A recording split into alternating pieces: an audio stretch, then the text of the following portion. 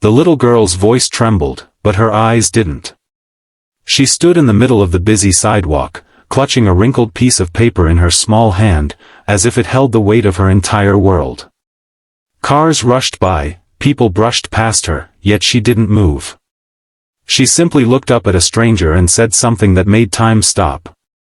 Her voice, fragile yet fierce, carried a truth too heavy for someone so small. "My mommy is sick, and her boss refused to pay her. If you believe kindness still exists in this world, take a moment right now to like, comment, share, and subscribe to Kindness Verse." Stories like this remind us that even in the darkest moments, humanity can still shine.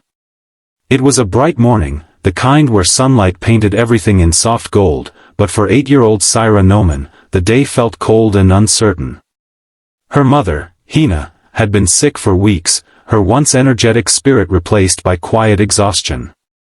The tiny apartment they lived in smelled faintly of medicine and boiled rice, a scent Syra had grown used to.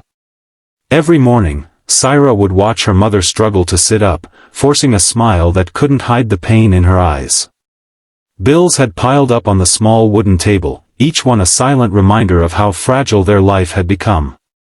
Hina worked as a cleaner in a small office building across town.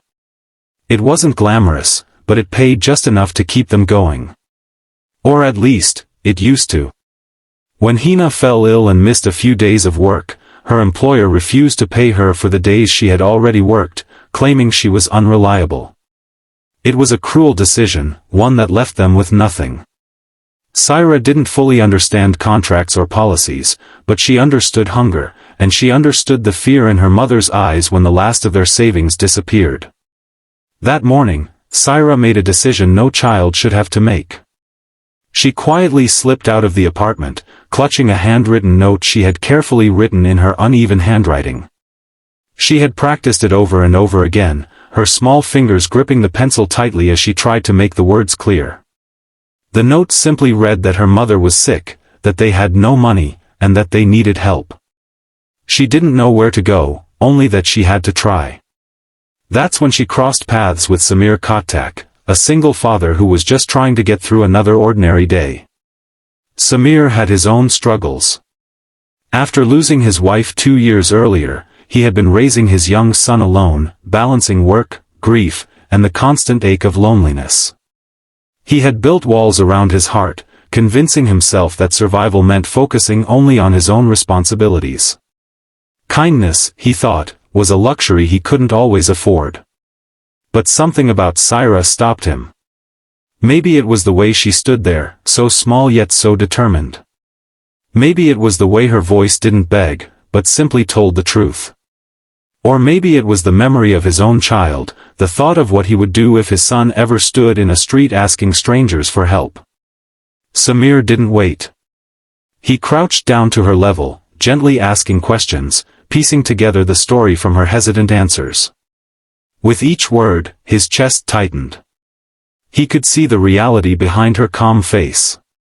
This wasn't a child seeking attention. This was a child fighting for survival. Within minutes, Samir made a choice that would change all their lives.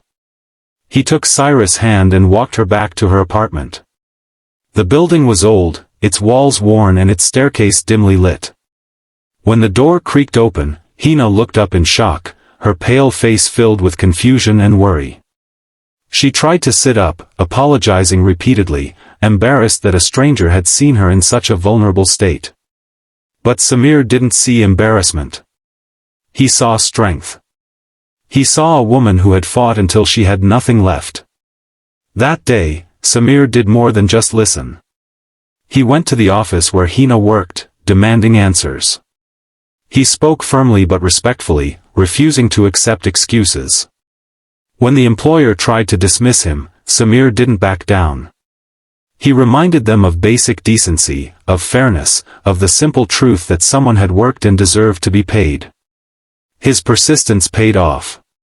By the end of the confrontation, Hina's wages were released, not out of generosity, but because someone finally stood up for her. But Samir didn't stop there. He arranged for a doctor to visit Hina, ensuring she received the care she had been postponing due to lack of money. He brought groceries, filled their empty kitchen, and made sure Syra had what she needed to return to being a child instead of carrying the weight of an adult's worries. Slowly, the apartment began to feel less like a place of survival and more like a home again. Days turned into weeks, and something unexpected began to grow between them. It wasn't just gratitude. It was connection. Syra's laughter returned, filling the once silent rooms. Hina's health improved, her strength gradually coming back. And Samir, who had once built walls around his heart, found those walls breaking down, replaced by something warmer, something hopeful. He realized that helping them hadn't taken something from him. It had given him something he didn't know he was missing. One afternoon, as sunlight streamed through the window and Syra sat drawing quietly on the floor, Samir looked around and felt a sense of peace he hadn't felt in years. It wasn't just about what he had done. It was about what they had all found in each other. A reminder that even in the hardest times, people could still show up for one another. Before we reach the end of this story, if it has touched your heart even a little, take a moment to like, comment, and share it. Your support helps spread these messages of hope and kindness to others who may need them.